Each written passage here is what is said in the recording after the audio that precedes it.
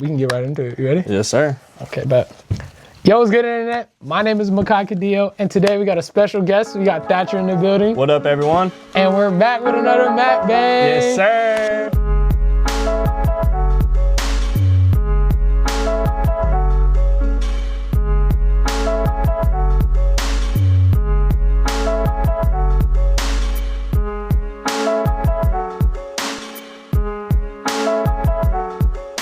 And today we got In-N-Out. I got a double grilled onions and chopped chilies fries, and I got 2 double singles with grilled onions and the fry light well. All my boys are gonna laugh at me because they know I'm an In-N-Out fiend.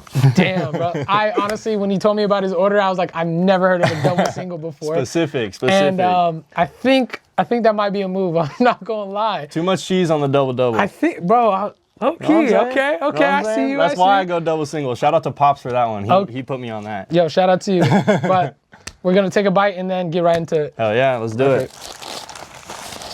Nah, In-N-Out. I'm always craving In-N-Out. I put the fry in my burger. What you know about that? Nah, shit. I don't. What? I'm more of a double fister, so I bite it and get a fry. You know. Oh, that's right. You know, that's how I be doing it. I go straight right there. Oh wow. Yes, sir. Yo, real foodie. Hey.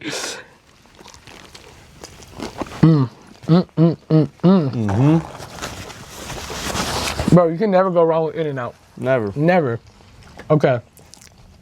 So when I first met you, I think one of the first topics of conversation that we talked about was skating. Yes, sir.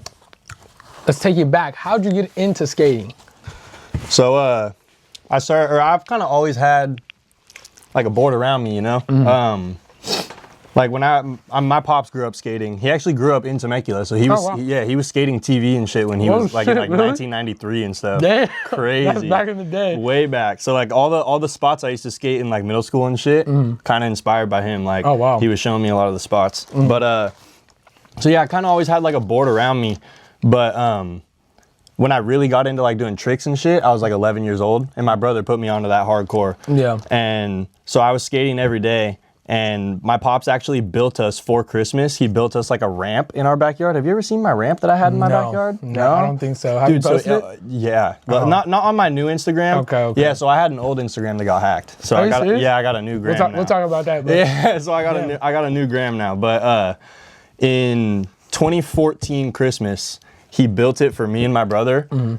Gullible as shit. He told us like, hey, I gotta build this skate park for my homie. It's for his son, and we're just gonna build it at our house, and you guys are gonna test it out, and then we're gonna ship it to his house. Okay. And it was just for us the whole time. Damn, bro. And then on Christmas morning, we're just like, what? Like, that's our park. That's so sick. So started skating that every day, and I really had like kind of a commitment issue. You know what I'm saying? Like I was like, I could do the tricks, and like I would just kick them away. I was just scared. And my older brother would always tell me, he'd be like, bro, you could do the shit. You just like put your feet down. Like you see the grip tape, put your feet down. Yeah. And I was always just like too scared and shit, had the commitment issue. And later that year, so we had the ramp like 6 months after the ramp was built, my brother passed away that year. Oh shit. Yeah. And so thank you, bro. And that was 2015. 2015 is when he passed away. And I swear to God, kickflip, we have a 5-stair in the ramp in the backyard. It's like you do like a little transfer right to the 5-stair. Okay. I tried for like 6 months, like the entire time we had the ramp, to kickflip that, and then like I couldn't do it. And he would always like wanted to see me do it so bad. I did it like 2 days after he passed away because I was just like, I had this like, I got to do this shit now. Yeah. I had no fear, and like I kind of like the way that he like put me onto skating and kind of really like taught me about, it don't matter how good you are, you know, it don't matter this, it don't matter that, it's just you try. Yeah. You like come out and you're really trying, that makes you a fucking skateboarder. Yeah. And I always like kind of felt like, damn, does he really look at me like I skate? Because I'm not really like going out and like trying my best. And then I swear like all my homies, my whole family can fucking attest to this. I got like 5 times better at skating after I lost my brother, because I was just like, bro, I got to do this shit for him. You know? Okay. So if you don't mind me asking, I would like to get deeper into that. Yeah, that's one of the main things that I like really wanted to come on here and talk about is just like, I've had a real like tough journey with mental health ever since then. And I'm not in like a perfect place now. You know, no one is. No, but I'm a very firm believer that if you think you're perfect or you're in a perfect environment or anything along the realms of doing it to a golden high tier standard, I feel like you're not looking at life the way that you're supposed to. Yeah. You know, because nothing can be 100% perfect, or, you know, you can reach goals, but I don't think it's going to be like, I'm pretty religious, and not super religious, but I'm pretty religious and spiritual. In the eyes of God, you know, in the word perfection, you could be as close to perfect as you can, but you will never be able to be like the image definition of God. perfect. Yes, yeah, you know? Yeah. Because if you were perfect, you would be God. God, yeah. And it's crazy, but go ahead. I'm sorry, I didn't mean to cut you off. No, you're all good. I was just really saying like that was a huge thing for my skating, and that was like still kind of to this day I feel like why I still do skate is that's like something that keeps me close to him. And like when I'm skating, I really feel like I'm skating with him. And that's like one of the main things that I've like realized through my mental health journey is a big thing that I want to do. Like whatever I want to do with my life, I want to be helping people.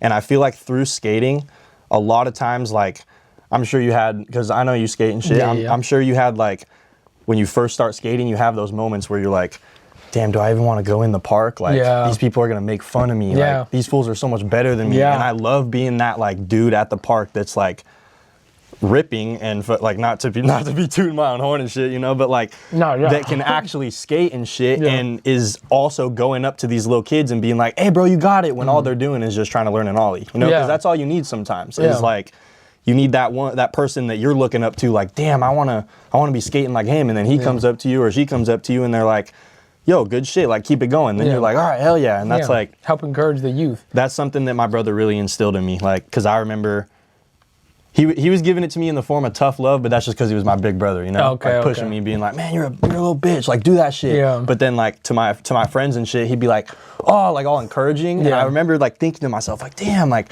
why is he this so and then? But it was all the same shit. It was just because he was my big brother, you know. And I was 12 years old when I lost my brother. Oh damn! How old was he? He was 15. Oh damn. Yeah. So and there's a lot there. I mean, obviously there's a lot that comes with that, but one thing I've been really trying to do recently is like not focus so much on like the negative of stuff. Like I could just look at it as like, man, I lost my best friend. Like my parents lost their boy. Like all this heartbreak, and look at it, all the like negative side of things. And I did, and my family did for a very long time, but I feel like we've all kind of turned the page on, we're all trying to like really focus on the positive side of things now. No matter what that is. Like it's like I get like choked up trying to even say like the positive sides of my brother dying, you know, because there should be no positive side to that. Especially at that young too. Exactly. But like one of the main things that I feel like I took away positively from that at such a young age was the ability to like be able to see that life is short is not just some corny phrase that you hear people saying, you know. It's like, it's real. That shit can be gone like that. And it's like a level of maturity that doesn't come with age. It comes with what you feel when you lose someone that you love. And like you really realize like, man, life is so fragile, and I got to take advantage of every opportunity that I'm given. And when I say that to people, like I'll have conversations with homies and tell them like, dude, just take advantage of all your opportunities. And people will tell me, oh, but I don't have the opportunities that I want in life right now, or blah, blah, blah. And I'm not talking about like your $1 million opportunities, you know, I'm not talking about like private jet to fucking or Peru or something. Like boat in the middle of Miami. You're on $1 million yacht on a Tuesday at 3 p.m. Like I'm not talking about that. I'm talking about like take your opportunities that like if you have the opportunity to go to lunch with your mom, go to lunch with your mom. You know, you have the opportunity to go see an old friend, call an old friend. Like, bro, we got our phones. Like, you can call someone that's in Peru right now. Like, you got the world at your fingertips. Like, just create opportunities. Opportunities don't got to come to you. You don't need your friend to come to you like, hey, I miss you. You don't need your mom to come to you like, hey, I want to go get lunch. Like, you can create opportunities. And those are little things, even with big things, like those $1 million things. You can create your own opportunities and shit. And I feel like being at such a young age and experiencing that loss, like I'm 23 and youngin. Most people my age don't really understand the weight of like really taking nothing for granted and taking all your opportunities and shit. So my brother taught me a lot, like while he was here and shit, you know, that was always who I looked up to. But it's cool because I feel like he's taught me so much, like in death too. Like with him not being here, he's taught me so many like life lessons and shit. Yeah. That's crazy that you say that. You know, I feel like something this year that I want to learn, or just like going forward and stuff. You know, I've been very selfish with my time recently. You know, I've been just focused on tunnel vision on the things that I want to do, like making videos or just music, and really just try to build that life up for me, that I lost track of trying to build those opportunities with my family, you know, because I've been drifting away from my family and just focusing on everything outside of my household. And recently, probably like last week or 2 weeks ago, I went to this family function up in, I think, Colton. And it was for my little younger cousin's birthday. He turned 15, right? And I haven't seen them in about like 2 years, probably like a year after I moved out here or whatever. And almost all my family members that were like there, they were saying like how like, oh, I haven't seen you in forever. I didn't think you were gonna come. Like, I'm surprised you even came and stuff like that. And I was like, damn, like. That's how y'all view me? Kinda? Yeah, I was like, they were happy to see me. Yeah. But in the same, at the same time, you're sitting there thinking like, damn, they're not expecting me to show up. I'm like, wow, like, so it's like me coming to this event is like a big thing for them, because like they don't really get to see me out. Yeah. And after that, you know, like, my godparents, they know that I make music and stuff like that. As soon as I got there, they were like, yo, like, are you gonna perform for us? I was like, what? They're like, oh, are you gonna perform some of your music for us? That's dope though. And I was like, I mean, yeah, I'm down. Yeah. Like, I'm down if that's what you guys really want. So, you know, time goes by, literally like every 20 minutes or 30 minutes go by, she comes up to me, so when are you gonna get the mic and start performing? I was like, I thought you were just kidding. I was like, well, whenever you guys want me to, you know, I don't want to interrupt what you guys got going on. She was like, no, like let's do it right now. So I was like, okay, bet. I want to go talk to the DJ. And I was talking to the DJ and I was like, yo, like, I make music. They low-key want me to perform a couple of songs. You know, they're like, oh, okay, well, we got a mic, so, you know, we could make that happen. I was like, okay, bet. You know, and then it kind of took a while to get like the music set up, because like they were trying to give me an adapter, right? And I have an iPhone 15, so it's a USB port instead of the Lightning. So I was like, oh, I can't connect. Then they didn't have an Apple computer, so I couldn't AirDrop. Yeah. So they were like, oh, like, do you have your music on anything else? I was like, oh yeah, Spotify. We tried a lot. It was just a lot of hassle trying to get. A lot of technical difficulties. So I was like, it took like 20, 30 minutes just to even try to get the music set up, like just to be played. And I was like, oh shit, like, I'm like getting nervous, and most of the time whenever I perform, I don't get nervous at all. But I was like, damn, like, what the fuck is going on? Like, am I not supposed to be performing, whatever? So he was like, oh, do you have like Tidal? And I was like, I personally don't have Tidal, but all my music should be on all platforms. He's like, oh, bet, let me look it up. They looked it up, found it, and then I was like, okay, bet, let's get it. Yeah. Right? So after I like, because I did like 2 songs, and then after I did that, everyone was like, oh my God, like, thank you for doing that. Like, you know, they were coming up to me and all that, and like, in that moment, I was like, damn, bro, like, I was missing out on opportunities to hang out with my family and get into moments like this. Yeah. When I was out doing whatever the fuck I was doing, bullshitting, like going out drinking all the time, fucking chilling at the studio, making music and like focusing on myself. And I realized that that's something that I want to like start doing more, like being there for my family and just, like you said, creating opportunities, not just whenever like my mom's like, hey, you want to go do this? Oh, no, I'm going to the studio. Yeah. But like, like on weekends, because I'm mostly free on weekends, like I'll be like, oh, like, Mom, let's go get dinner, or let's go get brunch, or let's go get breakfast, you know? And it's crazy because like I didn't really see that before, but it took that one party and all of my family, majority, like, I'm not even joking you, half of my family that was there, they were saying like, oh, like, I'm surprised. They're all saying the same shit. They were all genuinely surprised that I pulled up. Wow. And I was like, damn, like. Made you think a little. Made me think a lot deeper, and it's like you said, yeah, life is short, and I need to focus on the things that really matter, because like this music stuff, of course I want to make it into a career and be able to spread the wealth through my family through this, right? Yeah. But at the same time, once I get there, if I don't have my family with me, what's the point? That's what I was gonna say. Like, music's always gonna be there. Yeah, you know? 100%. You can always pick up the mic, you can always go into the studio, but God forbid your family might not always be there. You know? And so that's something that, like, I always learned. And that was another thing that I had to really like get past, you were talking about family functions and shit. Yeah. Which I think that's so dope that you got to go perform at the family function. That's awesome. Honestly, it was crazy because like just seeing like majority of my family, probably like one of the biggest, well not, probably the second biggest crowd that I performed in front of was my family. That's so dope. And they were all encouraging me to do that. Everyone's just there bopping like, and then fuck, after everyone was like, bro, like I'm so proud of you, keep going, like regardless of what is going on, just keep going, continue to do music. Mm-hmm. And yeah, it was just, it was very enlightening to me. Yeah. But yeah, I going through like some of the mental health shit that I was going through, there would be times where I would, and I know I've talked to a lot of people that have felt this way too, that go through like anxiety and depression. Those are two of the main things that I battle. Yeah. And there'd be times that I'd be like just going out with or like invited to go out with the homies or go to a family function. Yeah. And I would let my anxiety and depression get to the point where I would be like, man, do people even like want me to be there? Like, I'm going to be there bringing down the mood because I'm battling something and I don't want anyone else to be feeling the vibe, like bringing the vibes down and shit, you know?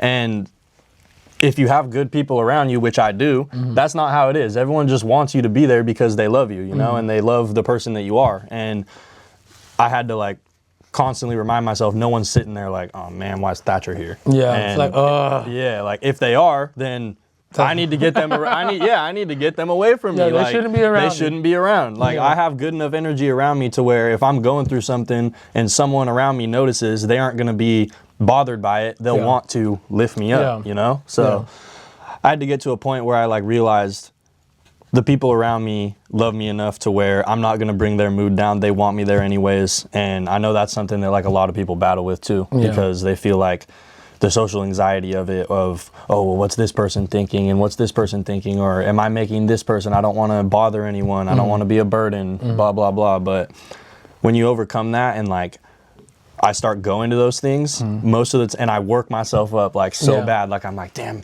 it's tomorrow, like I'm nervous, and then I get there and I'm like, man, this is chill. I did that with this shit. Like I'm like, man, I'm about to go film this Mac Bang with my boy. Like I'm all nervous and shit, and now I'm chill. Like I'm, you know, I work myself up about a lot of shit, and you don't know how something's gonna be until you go try it. Yeah, that's like something that I had to really try and instill in myself is like, if it sucks and it scares you, go do it. Yeah. Because then you'll never know unless you really like go try. Yeah.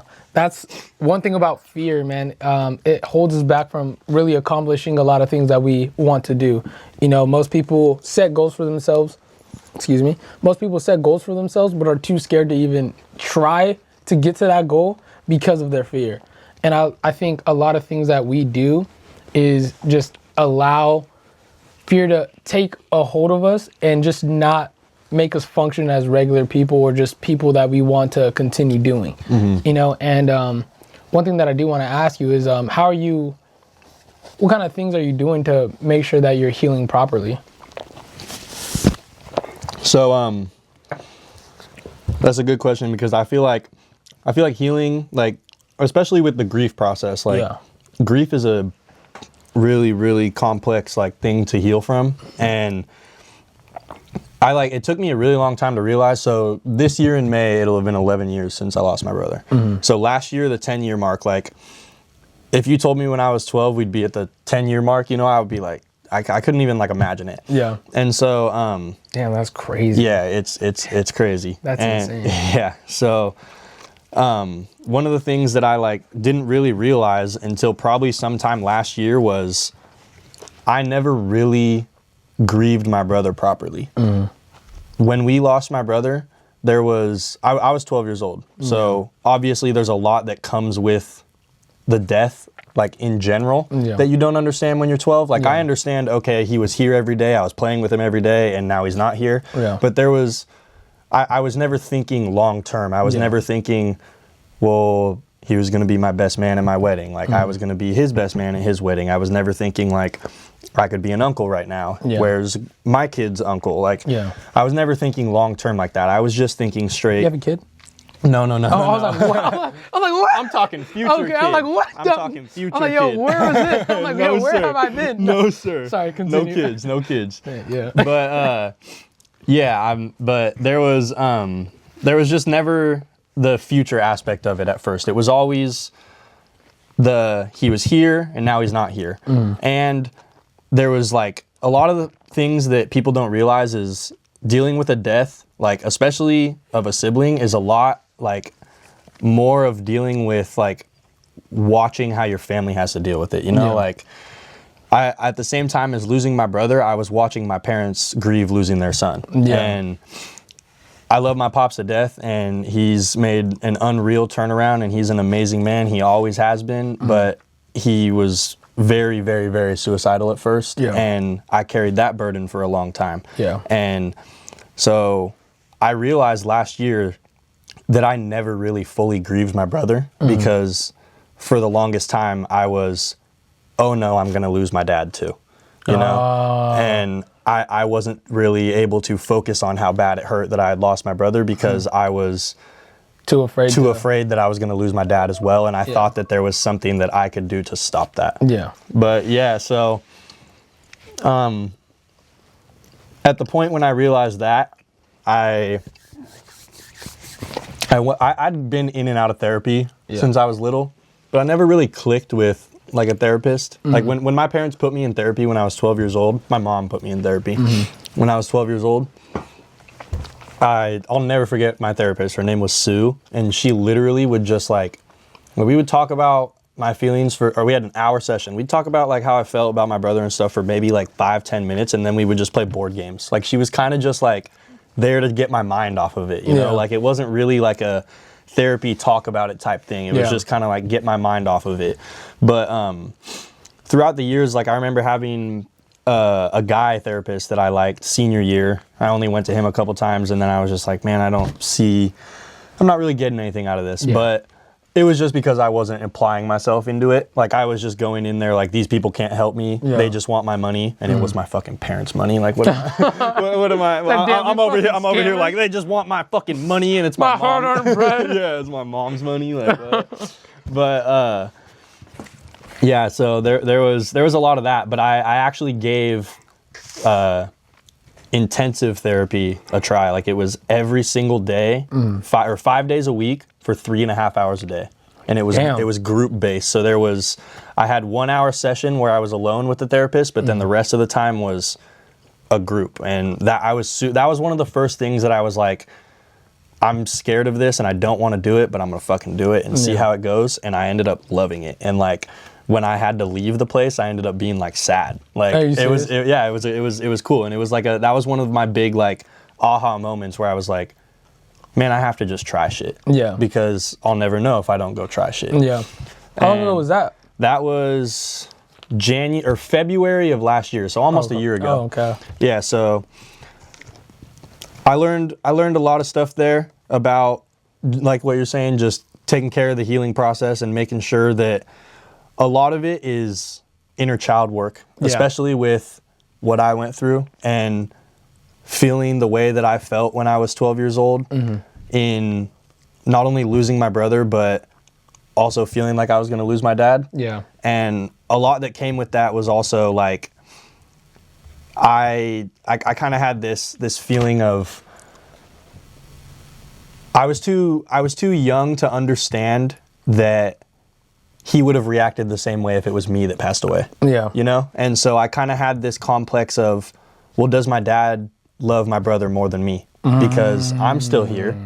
And why wouldn't he want to be here if I'm still here? Yeah. You know? And so I grew up with a lot of those thoughts of like feeling like that. But it took like maturing and realizing like he was just didn't know what to do. He lost his baby, you know, and that was all that could come to his head. And he would have acted the exact same way if it was me. And I know that 100% now, but I didn't then. And so inner child work, a lot of it is like just kind of going back and like, what would I say to myself if I could talk to my 12-year-old self? Like if my 12-year-old self was standing right in front of me and I could tell him right now, like, Dad loves us so much and nothing would have been different if it was us, you know? Like just stuff like that, and being able to really remind myself every single day, even though I already know it, is healing. Yeah. And so I learned stuff like that. But one of the main things that I feel like keeps me in check with not falling into a dark place is having like a daily routine, you know, because if I'm not doing anything and I'm just sitting around all day, I go to dark places. Yeah. And so just even if it's just like, what are those things that you do on a daily that help you get out of your mind state? So my, obviously like my main hobby outside of work, I work at metallography. It's in Temecula. It's right, you know where Overcast is? It's kind of near Overcast. In that little strip? Yeah, you know where Campini's is? No, It's a sandwich place right there, and it's my work's right behind it. Okay. So I make custom metal prints. It's like, we have a workshop and we have a gallery. So we have 7 artists that are local to Temecula that take photos. And then they get prints done and they sell their stuff at our gallery. Oh, wow. But then we also have like a workshop where we make custom stuff, right? And so I go to work Monday to Friday. So that's part of my routine. But really having like something that I'm working towards, like I feel like progress is a big thing in like making myself feel good, because like I said, a lot of what I grew up feeling was not enough, you know? And so part of feeling like, oh, I'm doing something good or I'm on the right path is feeling progress towards something. And right now that's been skating. I've been back at I've been skating a lot recently. Okay. Like I'll go through like spurts where I don't skate that much.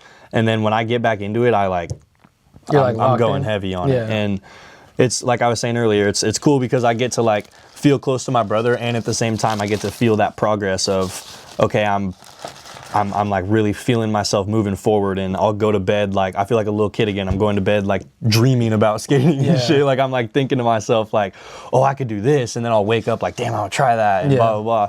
But yeah, a lot of that like anxiety and depression, whatever you go through, I feel like I tried so hard for so long to like, I was in my mind so much, and I was trying so hard to use my mind to fix my mind.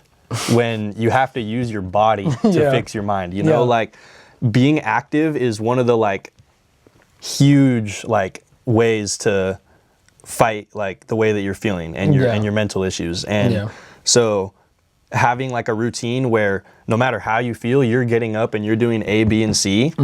Even if you feel like shit during that, I promise you, when you're done, when you're on the other side, you're gonna feel a lot better about yourself. You're gonna be, I got something accomplished and I did something right. And so I feel like a lot of like what I do is trying to keep my body active, because you have to use the body to fix the mind. You can't use the mind to fix the mind. That's one of the things that in that group, one of the therapists told me, and that like always really stuck with me, because he was like, dude, you're in your head so much. Like it sounds like your mind is not smart enough to trick itself. Like you can't, or not that, you can trick it. I forget the way he said it. Like your mind is smart enough to trick itself. Is the way that he said it. But he was like, you can really get through to yourself, or you can't ever get through to yourself just reasoning in your head. Like you're never gonna, if you want to make a habit out of, if you feel sad all the time, or it's hard for you to get out of bed, you can't just sit there and, okay, I'm gonna be happy. No, I'm gonna feel happier. Oh wait, I'm sad. Wait, I'm gonna feel happy. Like you can't just rewire your head with your head. You have to use your body to rewire your head, because of all the, not fucking scientists, but all the chemicals in your body and serotonin and shit that it releases to your brain. All that shit's real. And like, you ever heard of Andrew Huberman? Sounds very familiar. I'm not too sure though. So he's a neuroscientist at like Harvard or Stanford or some shit. But dude, he grew up skating. Like, oh shit, really? Dude, yeah, he was like skated in the 90s with like Mike Carroll and like Girl Fools at EM. Yeah, crazy. Like he grew up skating in San Francisco, and now he's like an insane brain scientist, and he speaks like a skater. Like it's so sick. He like says all this like crazy shit that you would not understand, but he speaks like the language. He dumbs it down and like makes it easy to understand. But a lot of like, I took a lot of that from, you ever listen to the 9 Club? I don't think so. It's a skate podcast. It's with a bunch of old like 90s skaters and early 2000s skaters, and they like interview skaters from that time and skaters now. Wait.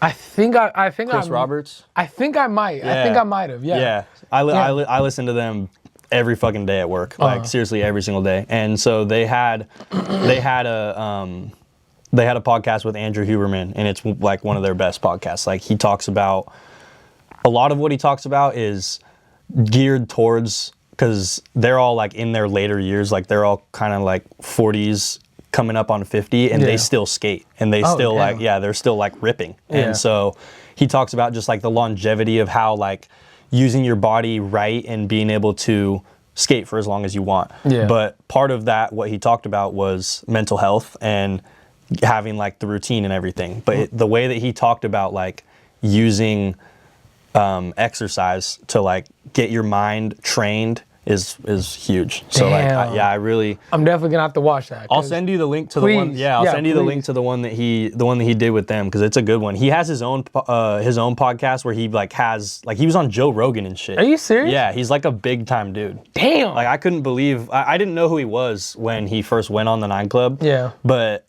like now I can't believe they got him on. I mean he's a skateboarder, so like he wants to help skating. But dude, that's insane. Yeah, I definitely would love that link. Yeah, I listened to it. It was crazy. It came out a little bit before, but I came across it, and I'd been listening to them.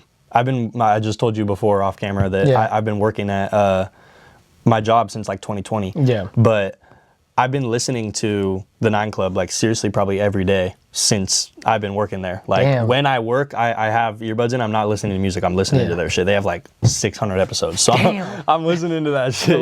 That's a lot. It's cool. So I'm listening to that shit, but around like 2024-ish, I lived in Boise for a year. I went to school, and when I came back, I came back because I was having like real hard time there. I was super homesick. I was having super bad panic attacks, and I'd never really had panic attacks. I'd always had anxiety, but I'd never really had panic attacks. Yeah, and I was having bad panic attacks at this point, and so I came back.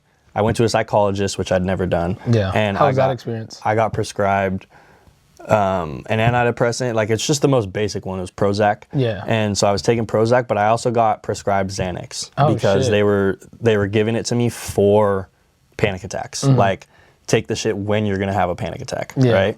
And so the first time I remember, like the first time I was going to have a panic attack. Can I talk about this shit on here? Yeah. I low-key had like a little. Okay. So. If you want me to cut it out, I'll just cut it out. Okay. No, you don't got to. I was just asking. I was just asking for the.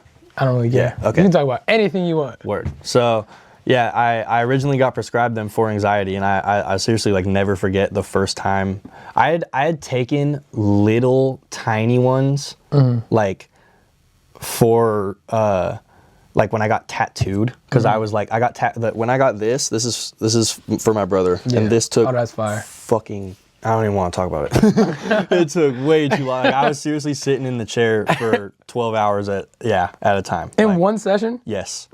And so, bro, like... No, you're insane. But he was just... You're insane. Unreal artist, beautiful work, but he was very slow. And insane. Yeah, so I remember, like, fucking, I can't do this, dude. Like, I'm freaking out. I'm, like, losing my mind. And... I took like this was before I got prescribed them. This was someone else that gave me it. And it was like a very, very, very little, like, wouldn't even really do anything to you. But I took it and it like kind of numbed the pain. I was like, oh, okay. But like, I'd never really like taken an actual like full dose of what you're supposed to take. Yeah. And so I was about to have a panic attack. I was at my house. I was alone. And I took the shit and it just like seriously went away. And I remember feeling like it wasn't even like it just went away. Like I felt like it like went away and then it like brought like a, you know what I'm saying? Like I was like elated feeling like I was happy. Yeah. And I just, I have like, I definitely have an addictive personality and I've realized that through pretty much everything. And there can be good addictions. Like obviously it's good. Like if you're addicted, like no pure addiction is good. Like if you're purely addicted to even like good things like lifting weights, that shit can get in the way of, if you have such an addiction to lifting weights, it can rewire your brain and make you like fuck your priorities. Like you'd rather go to the gym than go help your fucking mom, this and that. You know what I'm saying? Good, take over your life. Yeah, but good addictions are okay. But I have a very addictive personality, and when something makes me feel good, I go full force. And so there was a time that I went back to my psychiatrist and I said, I need more Xanax. And he told me, I can't give you any more. Like, I can't prescribe you anymore. And And this was after the first prescription. So the second. So I went back, I got a refill, and he told me at the end of this refill, I'm not giving you any more. Okay. And so I was like, shit, okay. And I remember thinking to myself, like, I need to really try and like use these right, because at that point in time, I already knew, like, I wasn't addicted to that point, but I knew in my head I should not be done with these already. Yeah. Like, I've been taking them at just not even when I'm about to have a full-blown panic attack. The second I feel sad, I take the shit. Okay. And that's where I was like, I was just running from shit, you know, not facing my shit and not really like wanting to feel the pain, just wanting to escape it fully. Yeah. And yeah, so I eventually, it was dark for a little bit. I got to a point where I wasn't getting prescribed them anymore, and I was stealing weed from my pops, and I was trading it with someone that I knew because he had a Xanax prescription. Yeah. So I was giving him weed and he was giving me Xanax. Damn. And it finally, I had one like kind of scary time where I wasn't like about to overdose, but I had a scary time where I like was throwing up, and I had never threw up before off them. And I like had a moment where I like was throwing up. You know how like when you're kind of like dry heaving, you can't breathe and shit. And I like just in my head, I was like, dude, am I gonna die right now? Like, I saw my parents, and they have told me since I was fucking little, my dad has beat it into me, not literally, but like fucking instilled it in me so hard, I better never see you take a pill, you know? Wow. And so it hit super hard that like I'm doing this shit, and like what I hated about my dad for so long, that he wanted to leave us, like I could leave my family, you know? And in that moment, even, I don't know why it took me that long, but in that moment I was like, dude, I could really die, and I could really leave my family and do the damage that was done when my brother died, you know? And I saw what happened when Gage died. I saw how hard it was for them, and I was like, I'm not gonna do that to them again. Yeah. And that was right around the time that I wasn't in like I was taking them every single day, so I was like having physical withdrawals. Yeah. But it was to the point of I like was having super bad cravings. And I wasn't like physically like shaking. Yes, like I wasn't about to seize up or anything. I wasn't itching or anything, but and I'm glad I didn't get to that point. I'm glad I had that experience that I had where I like came to that realization before I got to that point, because that's where I was headed. I was either headed to that or I was going to die before I got to that point, because my friend was being given such a low, like when you're prescribed them, you're given such a low dose that I didn't really know how many I was okay for me to take, you know? So I was taking a lot at a time. And how many, if you don't mind me asking? So the most that I ever really remember doing was 8 of the things, and they were like little, because they're like in tabs, right? It was little tabs. Okay. And they come in like the gray, they came in like the pill bottle, and then it was like the little gray thing, and you poke it out. Okay. And there was 8 of them in a gray thing, and there was 2 or 3 of them. Okay. And one of the times I just did all 8 at once. I don't remember the milligram or whatever, but like it was low. It was really low, because you're supposed to just take it when needed for a panic attack. Yeah. It's not to feel all fucking high, you know? So I would usually take 4, and then I think I remember one time taking 6, and there was the time that I had just 1 left, and I was like, okay, I'm either gonna 4 and 4, or I could just like all 8 right now. And I was like I like feel crazy, and I just but that wasn't even the time that I threw up when I took all 8. Yeah. So that was a separate time where you took another set of 8. No, the time that I threw up, I took like a normal. I think I took 6. Oh, okay. Damn. But and they were like little halves. Like 2 of them would be like a full, I think. Okay. So. Oh wow. Yeah, but or maybe even because when I was originally getting them, like when I was getting tattooed, the one that I was given was like a quarter. Oh, okay. Yeah. And so they could have even been. And that was your first time taking one, or? But yeah, and that wasn't even like, I didn't even really feel anything from that. Like the feeling that I got from when I took it for actual anxiety versus when I took it when I was getting the tattoo was completely different. When I took it to get the tattoo, it was kind of just a like, dude, I'm in so much pain, and it kind of relaxed me. Yeah. Versus like, dude, I'm really sad and now I don't feel fucking anything. Like when I said, I hear a lot of people say this, like you're always kind of chasing your first time with any drug. Yeah. And I kind of like, I got to a point where that was kind of me, because like I said earlier, that first time it took away the feeling, but it also kind of gave me like an elated feeling. Yeah. I never really got that again. It was always just a numb feeling after that. Yeah. And so, yeah, but getting through that was a huge thing for me. It was, my dad and I went to therapy together, and how's that? It was awesome. We really got to like, I got to have the conversations that double-edged sword. I always wanted him to know how he made me feel, but I never wanted to tell him face to face, you know, like it was, because with all the shit that I'd been through, like I love my dad so much. Like I don't have any resentment for him, you know, because like I said, I grew up and I realized it wasn't personal. Yeah. It was just, that's what happened and that's how he handled it. And dude, I might handle that the same way if I fucking lose like if I had a son and I lose my son, you know? Like you never know how you're going to react until something happens, especially in as traumatic a way as we lost my brother, you know? So I got to go to therapy with him and tell him a lot of shit that I've always wanted to tell him, like certain things, how he made me feel, blah, blah, blah. I got to hear him tell me that he's so sorry and he wishes he could take it back and this, that, and the other.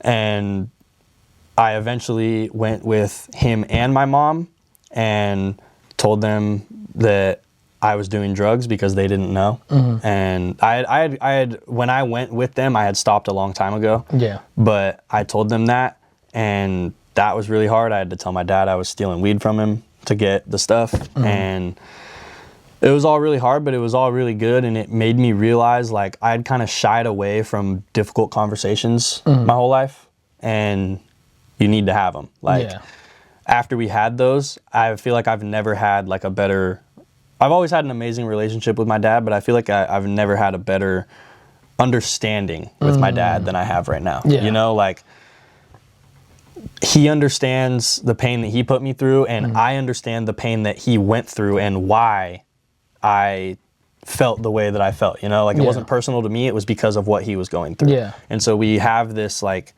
we're at a place where I've never had any resentment for him, but I don't know the word to use, but I don't have any like ill will at all. And like getting to a point where I could tell them that, because I never imagined telling, especially my dad. I kind of felt like I would tell my mom one day that I was doing Xanax, but I never really envisioned having that talk with my dad, just because I knew how mad he was going to be.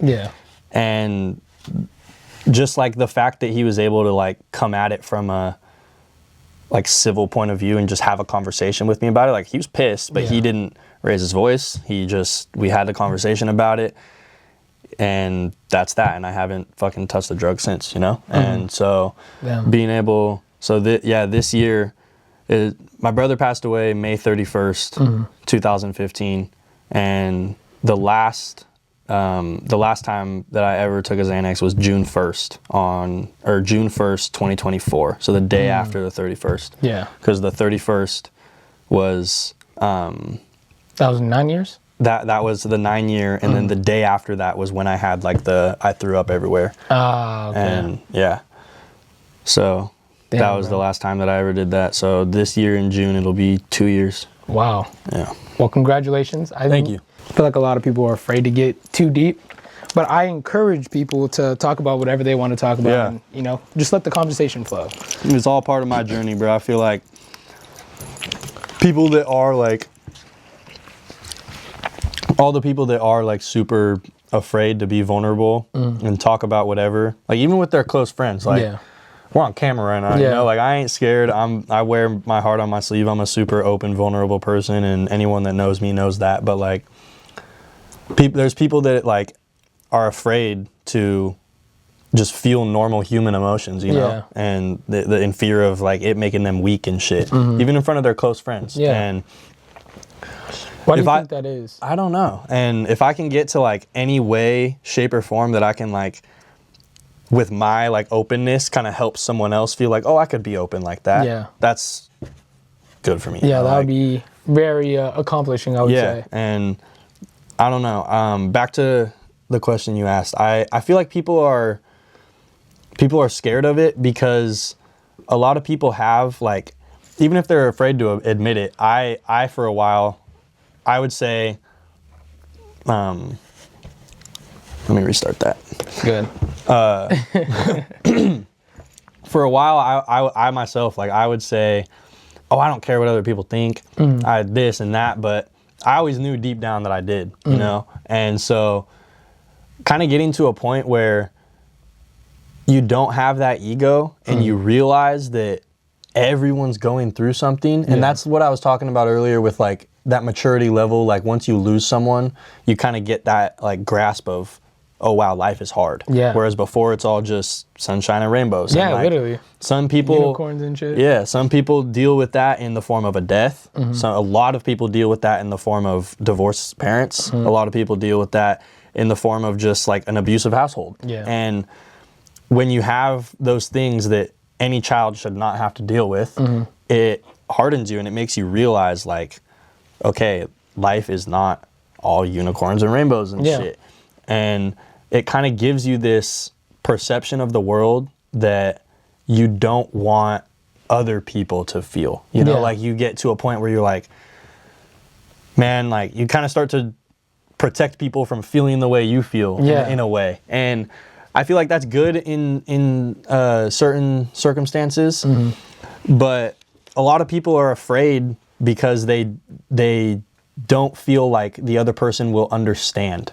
And I like to have good conversations with people that, like, if I know someone else has lost their brother, I will talk to that person all day about it because they fully understand, you know? And I feel like a lot of people are scared to have these conversations because they feel like they'll be judged or they feel like people will look at them and think, like I've had a lot of friends of mine where I try and help them in certain aspects of their life. They'll come to me about A, B, or C, and in the middle or at the end, or like even sometimes before, they'll be like, dude, I'm sorry, I feel weird talking to you about this. Like, you deal with so much more. And I'm like, dude, that like comparing I think, see, this is the thing, you know.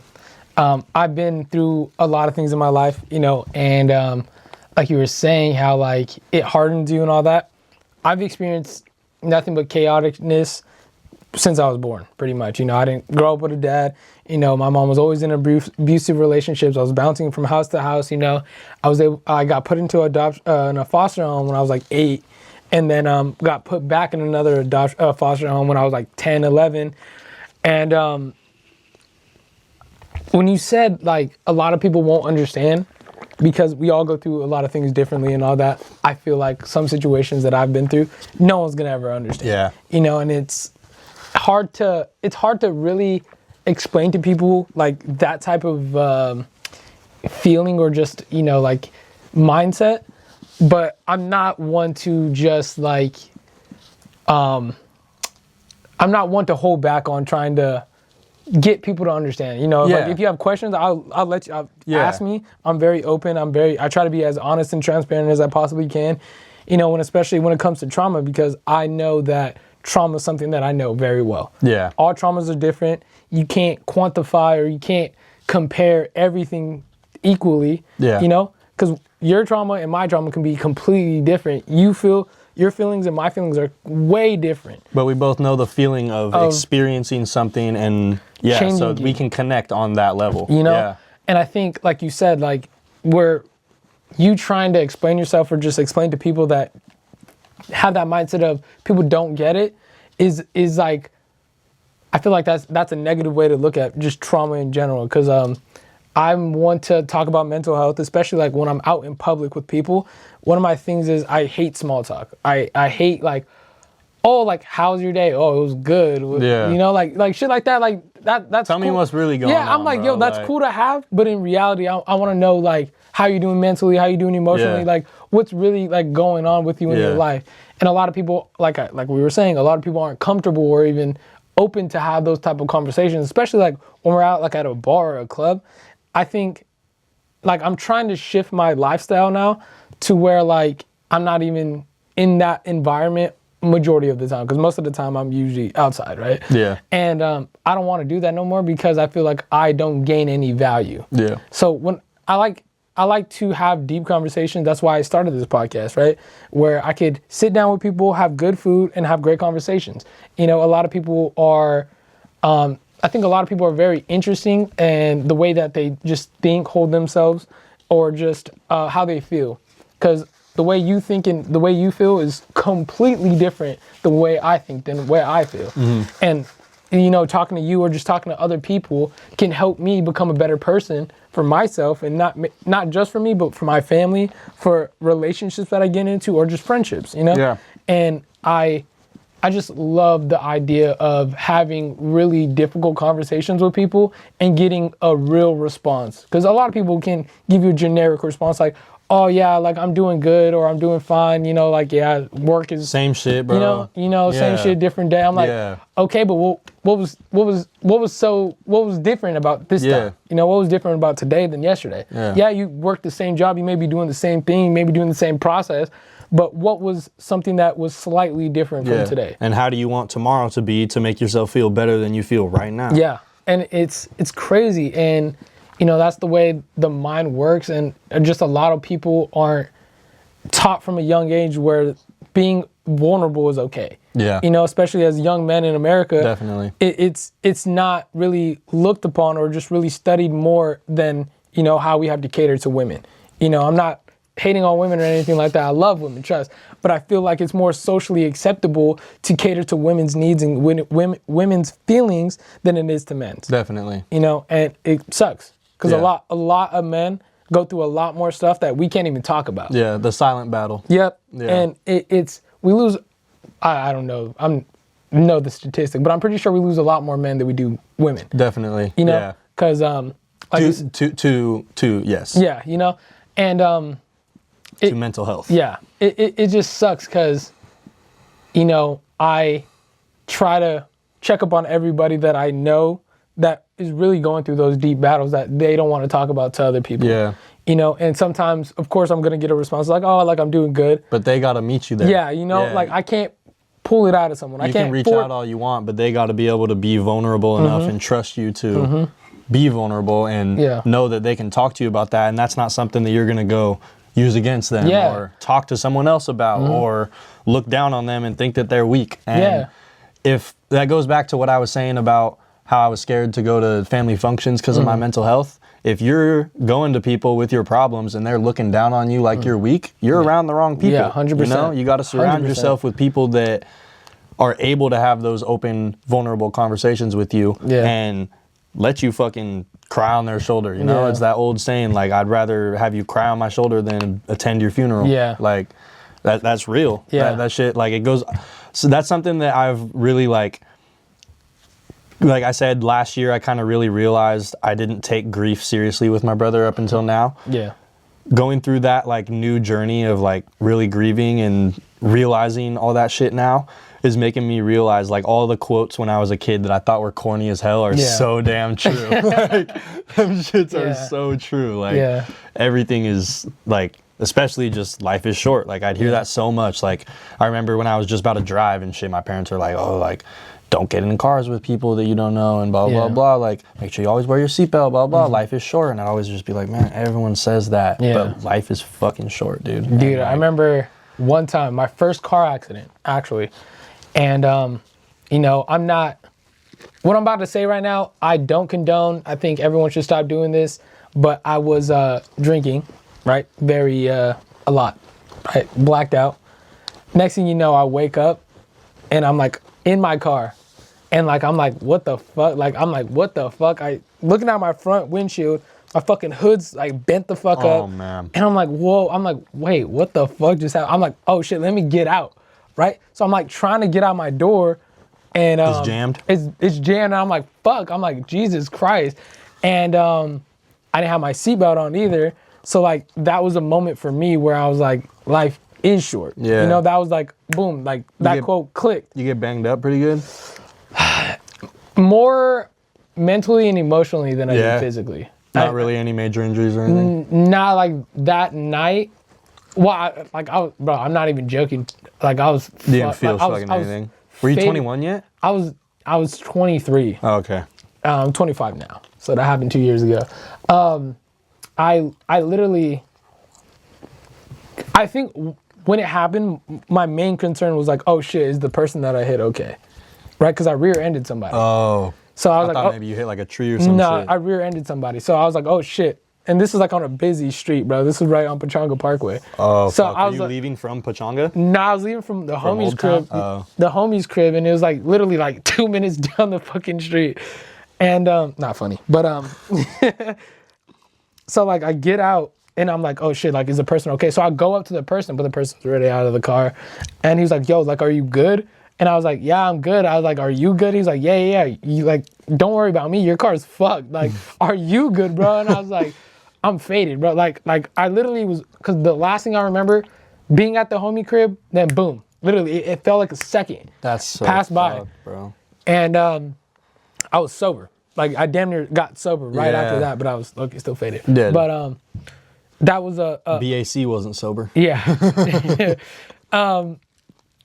Yeah. So when I got home, because everything, you know, like adrenaline was going through my body. So as soon as I got home, luckily no cops were involved. So I was able to, the person was fine. You know, the car wasn't, he had a truck.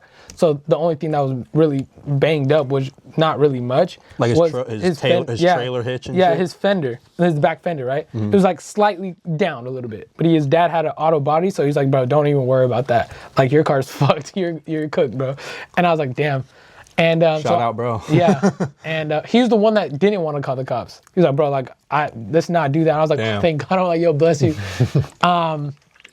As soon as I got home, I was looking at my car because I got it towed, obviously. Dropped it off right here in the front where your car's parked.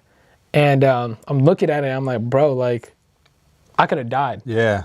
You know? Like one of those moments I had when I was on the fucking bathroom floor, bro. Yeah. I was like, dude, I could have died. Yeah. And I was like, fuck, like, thank God I had God with me, you feel me? And at the time I wasn't really like religious, but after that I was getting into religion and being more spiritual. I bet that like really... It was a very eye-opening a moment for me. Yeah. And, you know, that night I cried and my head was fucking hurting because I was fucking, I'll tell you this, I was crying and I was just distraught because I was like, dude, I could have died. And it would have been over for me. Next morning, I wake up. Like I said, I didn't have my seatbelt on. So I'm just looking at the car. I'm just like, what the fuck, right? And I see on the driver's side where I was, there was there was a crack, right? It was a spider web crack too. And that's where my head hit. I was going to say it was from your head. Fuck. So that's where my head hit. And I was like, bro, any faster, I would have went out the windshield. You feel me? Because it was a pretty bad crack. I would have went out the windshield. I would have been gone. Yeah, bro. You feel me? After that, it literally took me like a month and a half to get comfortable with getting driving in the car. Again? Not even driving, bro. I didn't want to. It took me, damn. bro. Like just getting passenger. Just getting passenger or back. Like every time I would get, because the homies would pick me up, right? You'd want to be in the back? I would get in the back. I'm like, I'm so sorry. I'm like, yo, someone's switching me, but I don't want to. Ubering me right now. Yeah, bro. Honestly, I'm Uber. I'd rather Uber, but Uber, even Uber was scary because it was a random person. Yeah, not the homie. So I was like, bro, like I'm sorry, but like I either have to get in the back or I'm in the passenger seat. I'm literally looking this way with my eyes closed like this, bro. I'm not even joking. And it took me probably like 8 months, maybe, to feel somewhat comfortable of getting in a car. And it took me at least 10 months to drive, to get in the driver's seat again. And that shit was just tough. That shit was very, very scary for me. Yeah. You know, and moral of the story, don't drink and drive. Never. Never drink and drive. Uber should be your best friend when you're intoxicated. I don't give a fuck if you're the best drunk driver in the world, which you shouldn't be, because that's fucking illegal. Uber's a lot cheaper than a DUI, I promise. Or a funeral.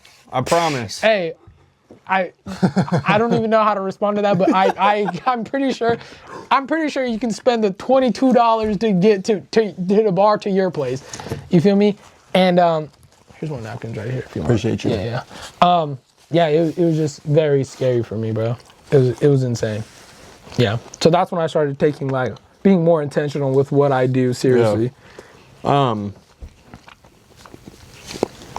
You said that you haven't been going out as much recently. I haven't either. I like just started. Like I didn't go out last weekend. I ain't going out tonight or tomorrow. But like, what really was it? Like more of an alcohol thing? With the reason that you did that, or more of just like a time wastement thing? So at first it was more of an alcohol thing because every time I go out, I don't drink often. Like I don't drink a lot throughout the week. Yeah. I would only drink either on weekends or one day a week. Same. Right. Here. But every time I would drink, I would get fucked up. Yeah. You feel me? I'd get to the point where I either black out or like I'm like faded as fuck doing dumb shit. Right. And I was slowly cutting back at the end of last year, probably like the end of November. I was cutting back a little bit.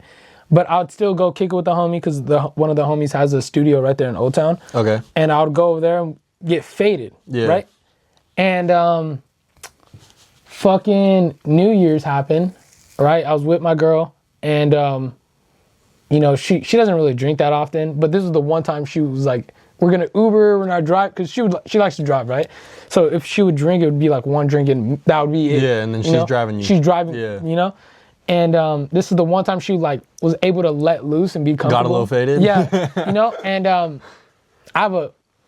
when I was drinking, I used to have a high tolerance, right? I could like drink a lot and I'd still be feeling like a 7. You feel me? I feel wavy, not drunk. Yeah, you just be feeling a little tipsy. But this night, for some reason, I just got faded as fuck, blacked out, right? And all I remember, nothing bad happened. Like, I'm not really a fighter or anything. I'm not an aggressive person. Yeah. But I just remember, like, getting in the Uber, boom, we're back at the hotel or the B&B that we were staying at. And I was like, damn, like, I'm just thinking, I'm like, damn, like. Did I do some shit that I don't remember? It's not even that. It's just like, I hate the fact that like now I'm not remembering when I go out. Yeah. Because like as a man, when you have a woman or just a partner, one of the things that you want to do is be a protector. Yes. You feel me? I can't do that if I'm blacked out fucking drunk. Yeah. You feel me? So I'm like, damn, like, okay, that was like the thing that clicked in my head. I'm like, okay, maybe I should stop. Yeah. Right? That was Wednesday into Thursday, right? Yeah. Friday. I went to go kick it with the homies. Bro, I was barely drinking. I didn't eat this day though. I was barely drinking. Yeah. I barely ate. I probably ate like a couple chicken nuggets, some fries, fucking some bullshit, right? At 10 a.m. I linked up with the homies at 8 p.m. and was drinking the way I was drinking. Bro, I blacked out literally by like 10:30, bro. And then like I shit you not. Like, literally, I'm chilling with the homies in the studio. Next thing you know, I'm waking up 8 a.m. My body's all contorted on my bed. And I look on my phone. I got a DoorDash notification because one of the things that I like to do is eat when I go to sleep. Eat before I go to sleep. And I like to DoorDash, right? Yeah. I look at my DoorDash. It said, your food has been delivered. And it's just sitting on your front porch? Bro, I did that once. At 1 a.m. It got delivered at 1 a.m. It's 8 a.m. 8:30 a.m. I'm like, bro, fuck. Yeah, I did that once at the Homegirls in Oceanside. Dude, it was bad. And then when I woke up, bro, shit, there was like, it felt like someone was stabbing my brain all fucking day. So I was like, you know what? I think this is a sign for me to just take a break. Yeah. But while having that mindset, like switching that mindset to me actually going on a break, I want to change my lifestyle now. Yeah. I don't want to. Because now you got more time. You're not sitting there thinking about like, all right, well, this weekend I'm going to go get faded. Yeah. Like, yeah. So now like. I feel that. Now I'm occupying my time with making more music and planning more videos or just editing more videos and just building on my content, I guess you can say. Shit that makes you feel good about yourself. Instead of waking up and being like, I'm a dumbass. Yeah, it's like, damn, I spent $150 last night, bottles and fucking just for alcohol. No reason. I'm like, bro, I can never get that shit back, bro. Did anyone even get a flick of me last night? God, I'm like, damn, bro, my outfit was fire, bro. Y'all niggas ain't shit. I hate my friends. Nah, but Yeah, so it was just more of a wanting to change my lifestyle. Yeah. So now, like, it's been, what, the second? It's been, what, 2-3 weeks now? That's cool. Since I don't even think about alcohol anymore. Good. So, like, and, like, I stopped smoking, too. But I was cutting back on smoking anyways. I was going from smoking every single day to, like, going to, like, 3 times a week, you know? And then at a certain point, it would be once a week. Yeah. And then it went to, like, in December, I was probably smoking, like, in December, I probably smoked twice. Damn. You know? And then now, like, I don't even think about smoking anymore. And it's just like, it's crazy because when I was younger, when I turned 18, that's when I turned into a really heavy stoner. And I was just smoking every fucking day. I smoked 4 times a day or whatever, fucking just smoking fat. And now, like if I would have told my 18-year-old self, like, I was just gonna say, I would have stopped smoking. I'd be like, he'd damn. be like, nah. Nah, I was like, nah, you fucking liar. There's no way. I don't believe you capping right now. Nigga. And now, like, bro, like, I don't even, it doesn't cross my mind. It's not something, because before it was like, oh, like, now I want to smoke. But most of the time, like, now it's not even, like I said, it doesn't cross my mind at all. Yeah.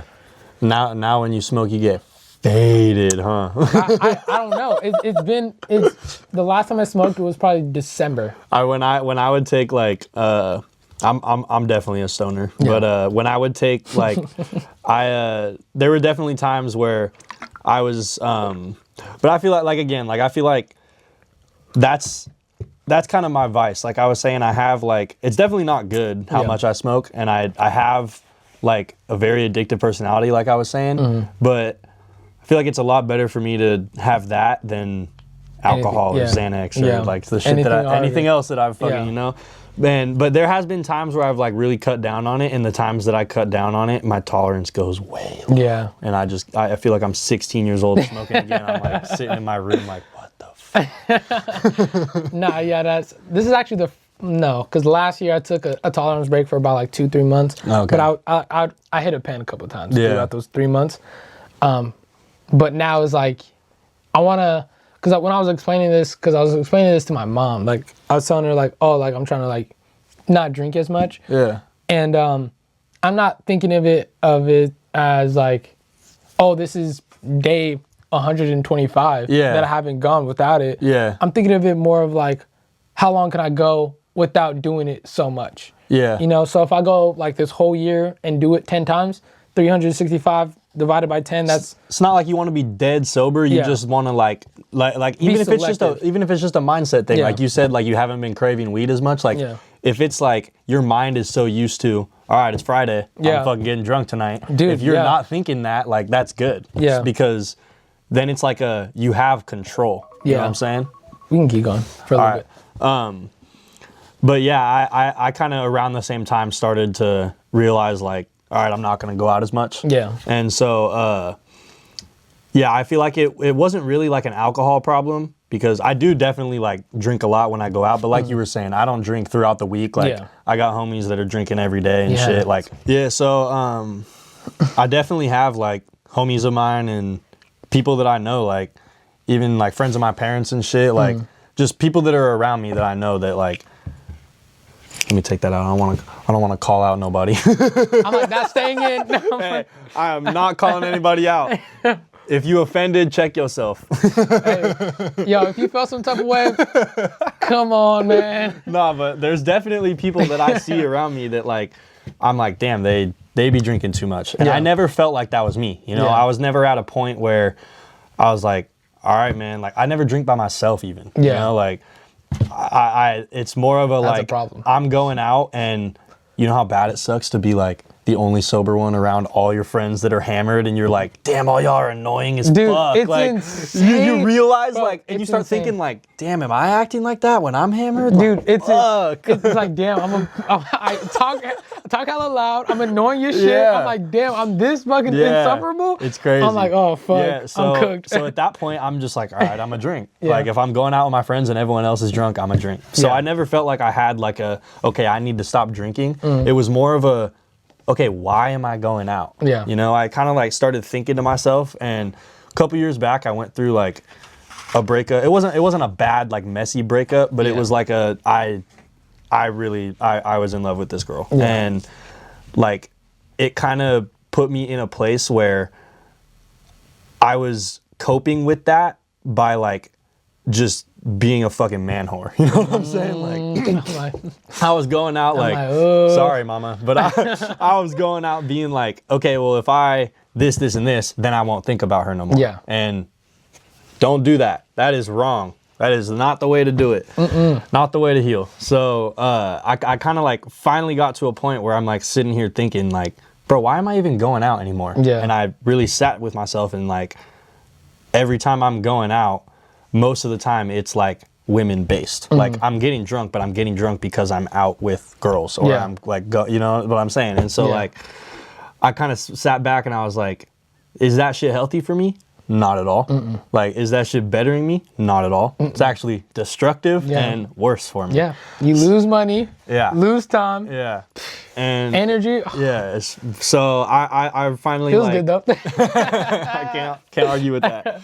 But I definitely got to a point where I was like, damn man, I'm going out for all the wrong reasons. Like, it's not like I'm just, oh shit, the homies are going out. Like, I'm gonna go kick it with my friends. Like, I'm going out to get drunk and go try and fucking hook up with someone. You know what I'm saying? And so I realized that's not the way to be. And I kind of like was scared, like, damn, I'm gonna have crazy FOMO. Like, it's gonna be Friday and I'm gonna be like looking at all these stories, like, what are my friends doing? What am I this and that? And like I said, around the time I started skating a shit ton. That's why I've been skating a lot more, because like that's how I've been occupying my time instead of going out. Yeah. And so it's fucking, I'm going skating after this. I have lights that I bought at Home Depot. Dude, I saw that. I was like, damn, bro, what the fuck? Bro, you can pull up whenever. I'm like, I bet. You can pull up whenever. Dude, yeah, that shit was fire. I'm like, what the fuck?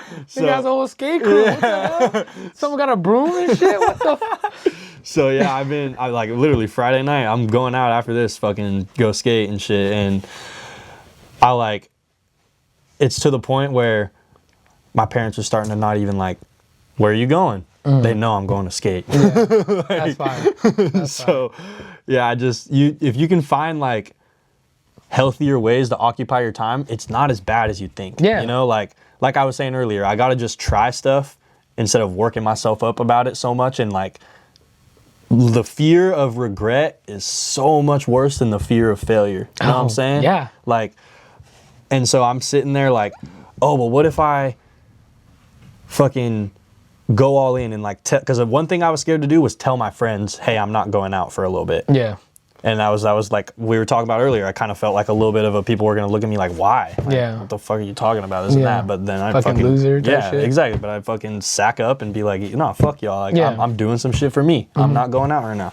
And so like, a huge part of that, when I like told all my friends like, oh, I'm not going out for a little bit, everyone's like, all right, see you next week. You know what I'm saying? Like, because everyone says that. Bro, I guarantee you went through damn near the same shit. Yeah. Everyone's like, all right, bro, I'll see you on Friday. Like, it's like, yeah, okay, buddy. Yeah, exactly. But then it's like, yo, you're gonna be calling me at 8 p.m. talking about, yo, what's the vibes? I'm like, bro, what? Yeah. But then I fucking found other ways to occupy my time, like skating. And it's been like a lot easier than I thought. Like, I'm not actually, I don't, like you're saying, you don't have like the thoughts of, man, I'm not even thinking about drinking. Like, I'm not even thinking about going out. Like, it's Friday night and I'm literally like, I'm thinking about, all right, I'm skating tonight. Yeah. Like, that's just, it's easy. Or once your brain like notices a pattern, it like rewires, you know? Yeah. And so like, if you're every single day, like if you want to start going to the gym, like that's a huge example everyone uses, and you fucking start doing it every single morning, like waking up every morning at fucking 6 a.m.,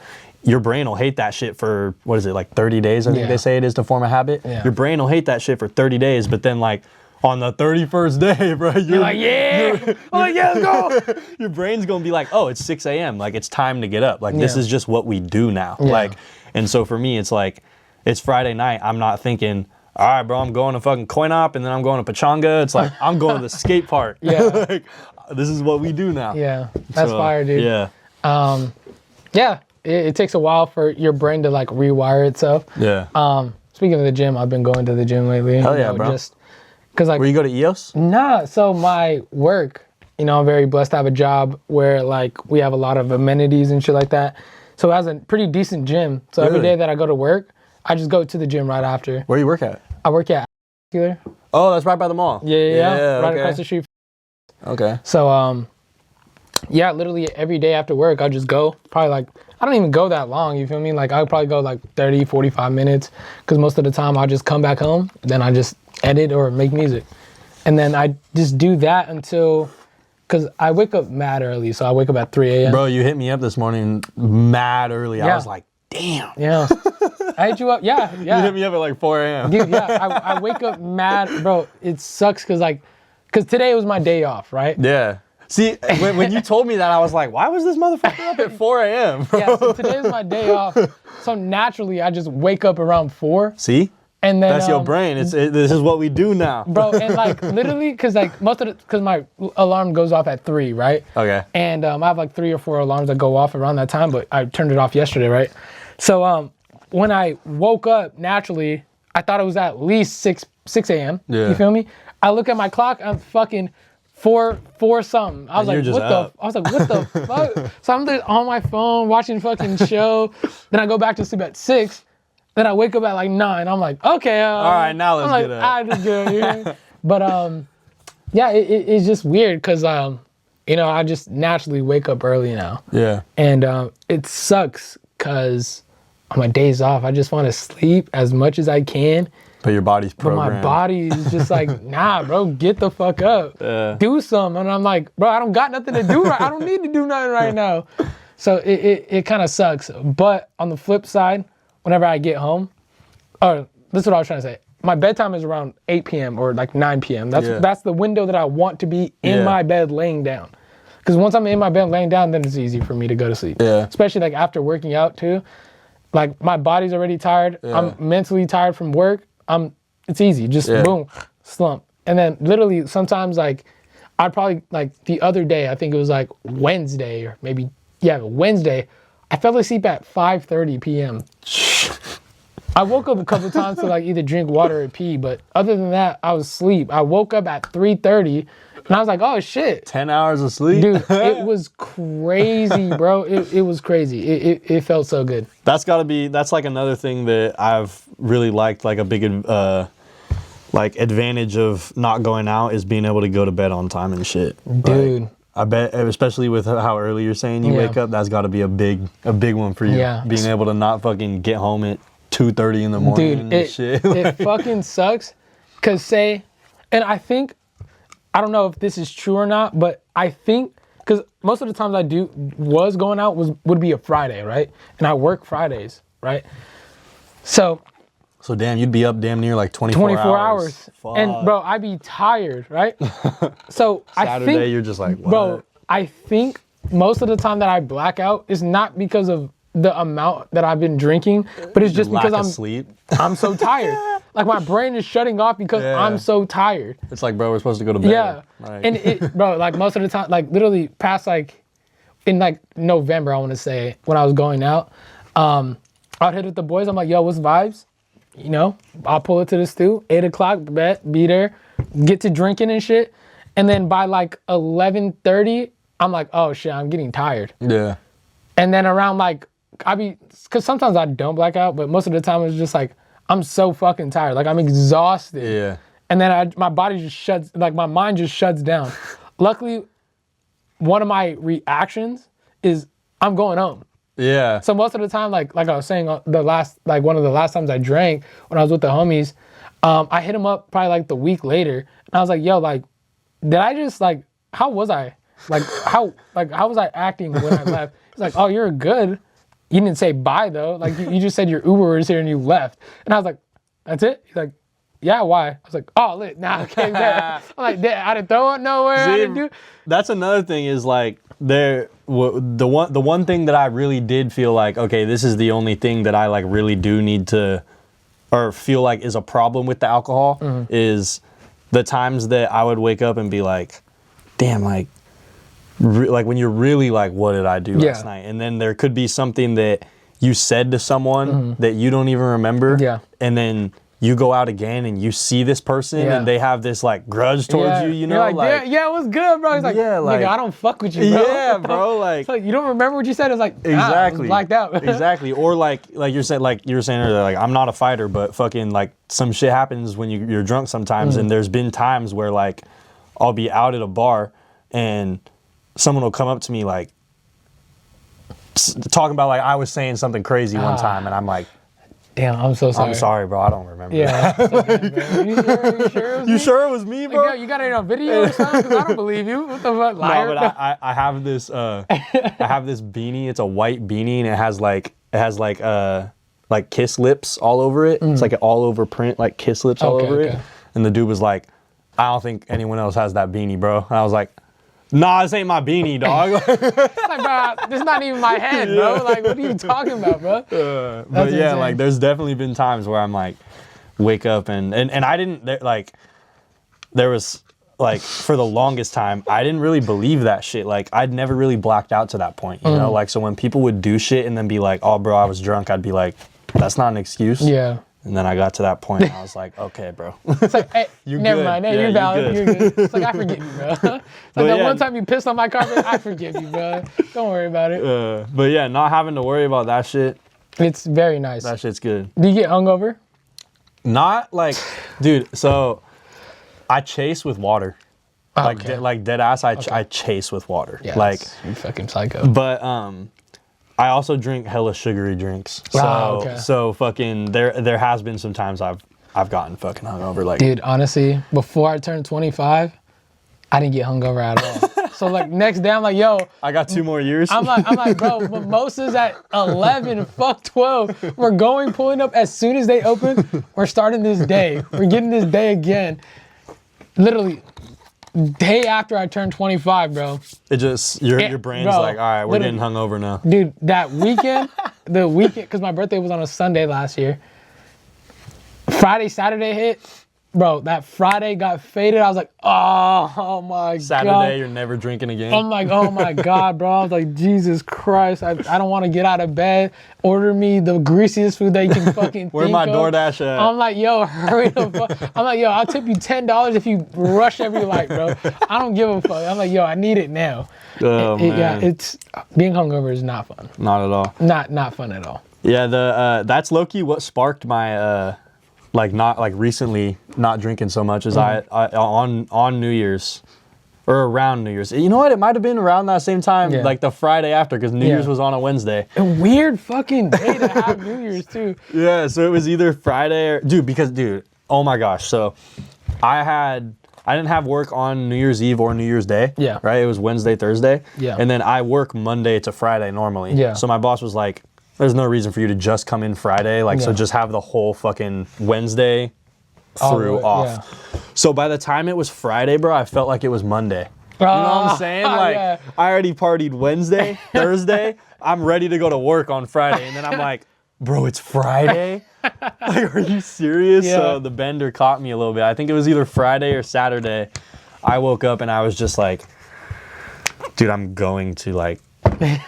I'm gonna be paralyzed. Like, I'm not gonna be able to move from here. Like, one of those, like, there was a pillow on my bathroom floor shit. Like, I'm sleeping on my bathroom floor. And then I was just like, dude, okay, I think I've wanted to for a little bit. It's time. And then one of my, like, best friends, it was her birthday, like a week after that. So I was like, fuck, dude, I have to drink then because we're going out for sure for her birthday. Yeah. So yeah, so that was my last day drinking, was January 9th. Okay. Which was my brother-in-law's birthday. Not that long ago, but it's more of like what you were saying. It's not like I'm like, all right, I'm fucking sober now. It was, I just want to not have to fucking go out all the time and feel like I'm gonna miss out on shit if I don't go out. Yeah. And more so like what I was saying, the fucking reason that I was going out not being a good reason. Yeah. Okay. I want to ask you one more question. Word up. I'm gonna restart the camera because I'm pretty sure it's gonna get pretty deep. I'm gonna ask you one more question. Yes, and sir. Then I don't know how much time you have. We can end it after that. For sure. I want to ask, how did your brother pass away? So my brother passed away. We were all at my cousin's house. It was my cousin's birthday party. It was her 12th birthday. And we were all there. We were hanging out for my cousin's birthday. And then I kind of wanted to leave. And my grandma was leaving early. And Gage was getting taken to a friend's house. So my grandma took me and him in her truck. And she drove him to his friend's house, and then we went home. And then the next morning, my family woke up, and my aunt used to, we have a pool. We have a nice pool at my house now, but we didn't have this pool at this time. My aunt used to have like a community pool that we had a key to. Oh, fire. And so we would go like hang out there all the time. And so my family woke up, we went to the pool, and we were just at the pool normal, and we were coming home. And like, as we were leaving the pool was the first time I remember hearing my dad be like, I haven't talked to Gage all day, to my mom. And I didn't really like think anything of it at first. And we got home, and they still were like not hearing from him, blah, blah, blah. And it was probably like 5 by this time. And I'm in my room, and my grandma, I see out my window. So the way my house is set up, my grandparents, my dad, I tell you my dad grew up in Temecula? Yeah, so my dad grew up in Temecula. My grandparents have lived at the plot of land that we have for fucking... That's fire. In 2 years, it'll be 40 years since they've lived there. That's fire. Yeah. So you guys built on that land? Yeah, so they got it for super cheap in fucking 1988, and now they built 3 houses on the land. Wow. Yeah, so it's my house, my grandparents' house, and then my great-grandpa, who's getting ready to pass away, lives behind my grandparents, and then when he passes away, I'm going to live in that house. Yeah, so then I'm going to start paying like the mortgage part of that house. Yeah. And it's kind of all just like a... Whatever. It's like one of those like family compound type thing. Yeah, that's yes, fire, sir. actually. So my grandparents live right across the way. So like if I look out my bedroom window, I can see my grandparents' house. Yeah. So I look out my window, and I saw my grandma walking up to our house with 2 cops. And then I was young, I was 12, but I was old enough. Like at that moment, I like realized like, okay, something is wrong. Yeah. And so I kind of like ran to try and get to the door before she did. And I guess my dad did the same thing. And so he like opened the door, and the cops were talking to him. And at first they said that there was a shooting, and they said that Gage was involved. That's all they said at first.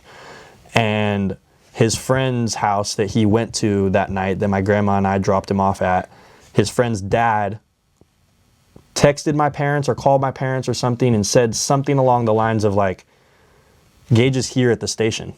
And I'll never forget this. My whole family like started celebrating. Like we were like, cause we all like, when we saw the cops come, we're like, he's gone. And then his dad's friend meant like he was at the station, like he was passed away, but he was there at the station. And he said, Gage is here at the station. And I saw my dad like, like jumped up and like got all excited. And then the cops were kind of just like standing there like, whatever. And my dad goes, you guys wouldn't be here if he was alive, huh? And they were like, no, sir, we wouldn't.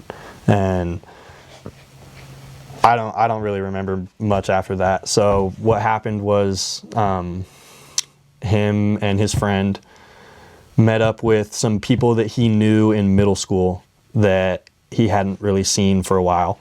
And they were all 15, 16 years old at the time. And they went to a hotel in Lake Elsinore, and the people that picked them up, that were friends of his in middle school, one of them had a gun, and it was a stolen gun. And there was someone who was 21 years old at the time that had bought them bullets and bought them the hotel room. And they were all just in the hotel room. So they were all at the hotel room, and everyone in this was like testified in court. Everyone in the room they were all like taking dabs, and they were all drinking, and they were all 15 and 16. So they were all like crossed in this hotel room at 16 years old. So the 21-year-old was not there anymore. Okay. He left. And was he charged with anything? I think so, but not like anything too nothing major? Serious. Okay. Yeah, like it wasn't like he did jail time. Okay. But so long story short, my brother was the only one in the room that wasn't under the influence of anything. And that came back on his toxicology report, that he was not under the influence of anything. And everyone else in the room was smoking wax, taking dabs, and I don't know what they were drinking, but they were all drunk. And one of the kids started flashing the gun around the room, like dry heaving it, or dry firing it at people, like pointing at dry fire, whatever, blah, blah, blah. And he claims that that there was no bullet in the thing, in the chamber, blah, blah, blah, all this and that. But dry firing it around the room, Gage said something like, dude, put that shit away. And he like, I can't even like bring myself to call it a joke, you know? Because like, it's not. You're a 16, like people might say like, oh, like that's a kid. You're fucking conscious enough. You're grown enough to fucking know like a gun ain't a toy. You know, you don't point that shit at someone. You don't play with someone's life like that, especially if it's someone that you say you care about. And so he's dry firing it around the room. Gage said something to him like, dude, put that shit away. Like, what if blah, blah, blah. And he like, what, motherfucker? And actually cocked it and pointed it and shot Gage in the face. And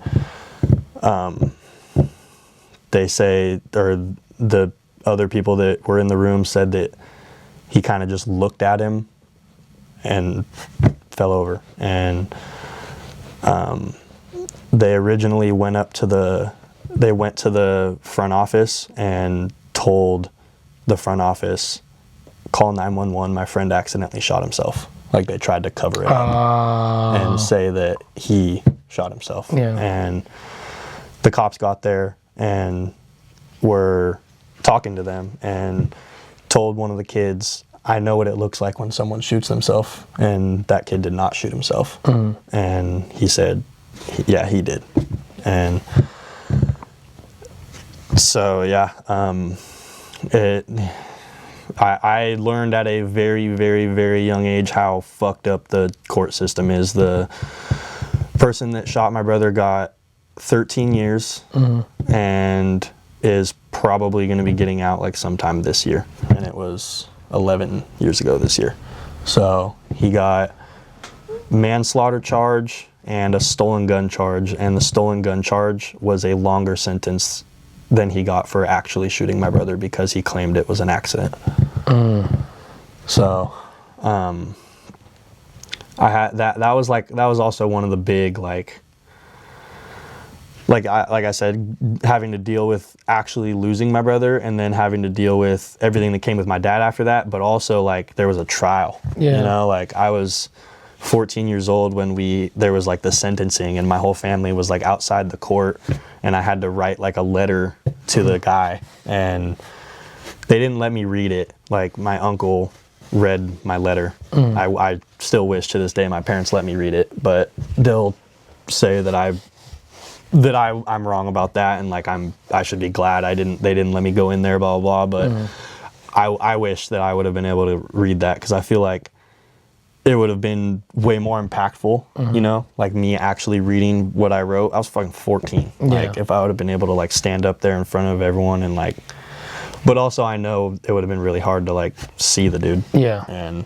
all that. But that was super, super traumatic too, just going through listening to the trial and like actually that day being able to like realize they put a year or like a number on like what they think my brother's life is worth. You know what I'm saying? Like, I don't know. That shit still gets me like choked up. Like, cause he's here, you know, like people say like, oh, well, he's like, or 13 years in jail isn't nothing to like, it's not, but like my brother's not coming back after 13 years. You know, he's still gone. And because of nothing that he did, but everything that someone did. And for them to just be like, okay, you have to this, like, I don't know. That was super difficult for me to like realize. There's another cliche thing people say like, oh, the system's fucked, like this and that. But when you really see it firsthand, you understand that shit. And that shit's got to change in a lot of ways. But I feel like, I don't know, like, I'm not a very political person at all. I never have been. I feel like I never want to be. But one thing that I do think like needs to be taken, not gun laws in specific, but like things that happen because of guns need to be taken a lot more seriously. Yeah. Like, obviously 13 years is nothing to blink your eyes at, but like if people can be thinking to themselves like, oh, I'm 18 years old. If I fucking smoke this full, I'll be out when I'm 31. Yeah. Like, you still have your whole life ahead of you when you're 31. And I feel like people don't think enough when they're using guns. They don't think about the consequences enough. But yeah, that, as I was saying earlier, like, I feel like it would have been different if, like, obviously it's hard for him to just be here and not be here, like I keep saying, but I feel like it would have been different if it was even just like a car accident, you know? Yeah. Like broke his leg or something? Well, I'm just saying like something that was like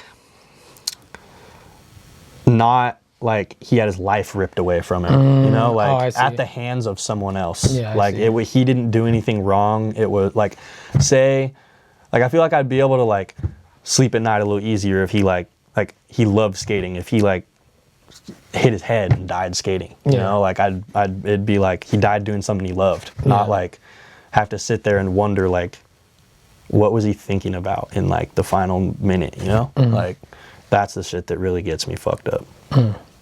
Damn, bro, I'm really sorry to hear that. I know that was very impactful for the city actually, because during that time I didn't know your brother at all, not even, you know.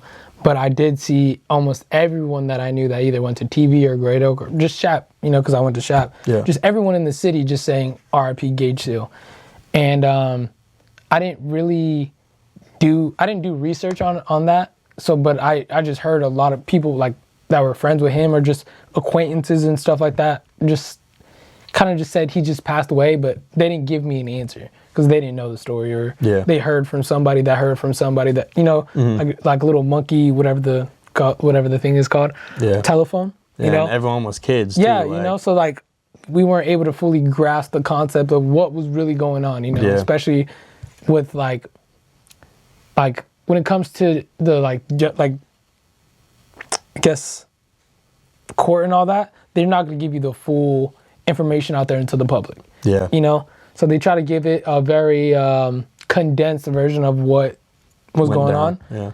So I did see that going around everywhere, but I didn't know what was really happening. Yeah. You know, and hearing this story for the first time, it definitely sucks because like you said, he got his life whipped away. Yeah. You know, he could have. You know, we could dwell on what he could have done, you know. Yeah. But we don't have that chance to. Yeah. You know, and for someone that was directly impacted, I can't even fathom. Yeah. You know. But yeah, it's thank you, bro. It's like you were saying, and like we were talking about earlier, trying to look at the positive sides of it, and it obviously takes a long time because when the shit first happens, and still 11 years later, I'm like, it's really hard for me to, like I was saying earlier, even say that there could be positive sides to it. Yeah.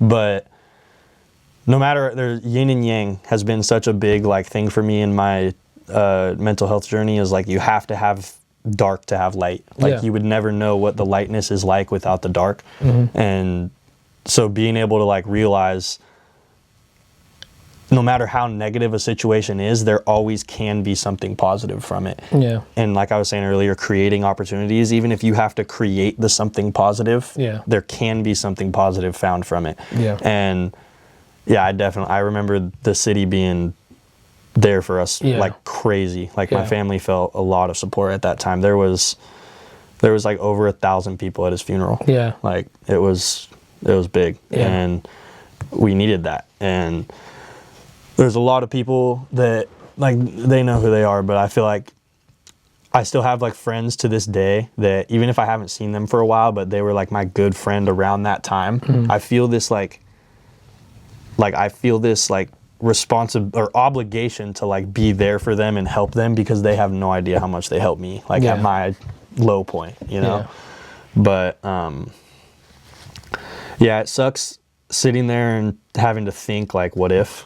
Like I do it all the time. I have forever. Like I think a big thing for me was turning 16 and like realizing he never turned 16. When I turned 16, I remember thinking like, damn, I'm older than my big brother. Like that's so crazy to me, you know? And still now I'm just like, dude, fuck, he would be 26 and I wonder what he would be doing. Like I wish I could see what he would be doing.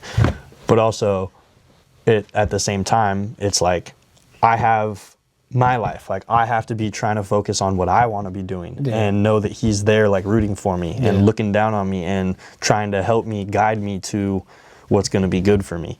Instead of he doesn't want to see me. Like my dad used to always tell me this. He would say, Gage don't want to see you crying because of him. You know, like, you know how much that would hurt him if he knew how bad or how hurt we were because of him. And that was like something that I always really had to like hold on to. And that's a big thing that anyone and it's hard to hear. Like it's not something you want to hear. It's always, you want to be like, okay, I don't care, but I want him here at this. But like you're saying, we don't have that option.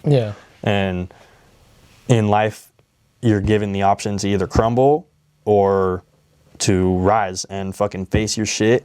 And you like get a lot further in life rising and facing your shit. 100%. Because even though I was a kid, it's taken me a long time to realize like I wasn't facing that shit head on. Like I was running from it and I wasn't fully grieving properly. I wasn't even letting myself fully believe that he was gone. Like it's been 11 years and seriously still right now, I say this like a lot, but I wouldn't even really be surprised if I saw him. Like if he just like walked in my door one day, I'd kind of just be like, it's over. You know, like it was a dream. Like, and I kind of feel like that will never go away, but that isn't hindering me, you know? Like there's stuff that I had to let go of that was really hindering me. Like I would be like letting myself cry about him all the time and like let it get in the way of, like, obviously you need to let yourself grieve and shit, but like I would let it like, oh well, I feel bad right now, like I miss Gage, and so I'll do what I was gonna do tomorrow when I feel better, instead of just fuck how I feel and do that shit anyways. And even though I was a kid, I wish like I would have been able to realize that sooner, because realizing it now has made a lot of things more easy. Like it's made a lot of things, it's made getting out of bed easier. Like I have a really hard time getting out of bed in the morning a lot of times, because I'm just like, dude, I don't want to feel what I'm going to feel today. Like I'd rather just lay in bed and like, I always used to view sleep as like dying for a little bit. And like when I was, it kind of is, you but lose like consciousness, you wake up. But yeah, when I was going through, I had like a super, like dark time where I was really had some bad suicidal thoughts. And that was around the time I originally went to therapy, or it was before that, but around the time I originally went to therapy with my dad, one of the like really hard things that I had to tell him that I felt like I was never going to tell him was the fact that a lot of my like suicidal thoughts and ideations came from seeing him be like that. You know what I'm saying? Because I saw my hero, oh, things went bad, this is my solution. So I was like, oh, things bad, this is my solution. But when I was going through that like time of feeling super suicidal and everything, what was really like helping me get out of it was that, and like thinking like, how bummed would Gage be if I'm like, I had to put myself kind of back in my 12-year-old shoes. Like, I'm going to be so hurt because my dad wants to die when I'm still here. Well, I want to die and my family's still here. And I'm going to make Gage not proud because I did it because of him. And like, it's just all kind of like came together, and it really like, you kind of have to, like people say, you kind of have to hit rock bottom. Like I kind of hit my rock bottom to realize like, I don't want to do this to my family. Like like when I had on the floor and I'm throwing up and I'm sitting there, I could have overdosed. I don't want to do that to my family. I also had like I want to end my life, but I can't do that to my family. And it all kind of like, what's your why? Yeah. Like it all comes back to your why. And my why is my family. Yeah. And I just kind of always have to remind myself that, like, as long as they're here, I'm good. Mm-hmm. And yeah. Damn, bro. That's very deep. Hell yeah. Yeah. You know, before we end, you know, I don't know how much time you got or whatever, but. Nah, bro, I'm all good wrapping it up. Okay. So before we do that, I used to say, well, I posted a couple of times on do it for your why, you know, because there was moments in time where I couldn't see everything that I was doing. I felt like it wasn't enough, or just, you know, I wasn't living up to my potential or whatever. But then I realized, yeah, like, why am I making music, or why do I do these videos, or why do I continue to go to work? You know, do it for your why, like you just said. But Thatcher, I appreciate you for coming on my episode and just supporting what I got going on. No worries, bro. And keep doing you. Thank you. I'm trying. Yeah. You know, and I appreciate you for being open and honest and vulnerable with me and people with the camera and all that. But I appreciate you for the connection that we just built. You know, our bond right now just got a lot deeper. And if you ever need anything, bro, besides, this is like totally, you know, if you ever need anything, I'm always going to lend an ear. Oh, yeah. If you ever want to kick it, bro, I'm down to kick it. Yes, sir. You know, appreciate you for coming on here. No worries, bro. And appreciate you. Of course, man. All y'all out there, life is not life without love. That's a quote that my brother said when he was 12 years old. Posted on Facebook when he was 12. What 12-year-old you know that's thinking like that, bro? If I had Facebook when I was 12, I would have been like, yo, did y'all see that SpongeBob episode? Like, what the fuck? Posting memes and shit. But for real, life is not life without love. Sit with that one for a little bit. That's something that ever since my brother passed away, my family's really like clung to. And as I've gotten older, it's something that I've really like tried to grasp is life is not life without love. Doesn't have to mean romantic love. It doesn't have to mean even like love of another person. Like if you just love everything around you, you love what you do, you love trees, like the world. Like if you're just around yourself, surrounding everything that you're doing with love, that's how you live a better life. Mm-hmm. And if you ever need anyone, I don't care if you don't know me, Thatcher Seal, it's my Instagram. Hit me up. I'm here to lend a helping hand, an ear, whatever y'all need. Mm-hmm. We're in this together. Love your brother, love your sister. And shout out Mac Bang. Yes, sir.